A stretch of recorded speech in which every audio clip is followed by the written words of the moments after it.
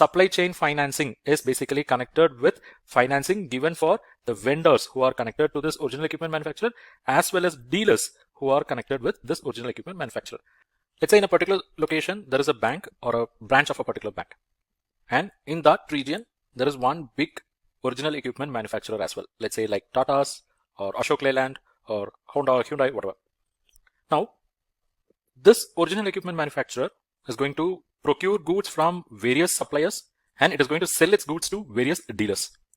And this particular bank, or say the branch of a bank, has actually given credit to some of the suppliers of this original equipment manufacturer. Let's say like supplier A, B, C, we call them as vendors.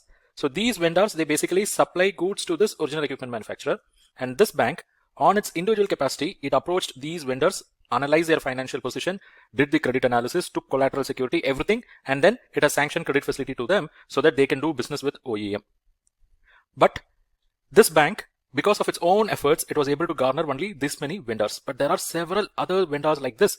But the problem is when the bank approaches these vendors, either they are not ready to submit the financial statements, or they don't have supporting documents, or the risk level is found to be very high. And here the bank was missing one common thread. The common thread is all these vendors are actually supplying to this original equipment manufacturer. So if that thread is recognized,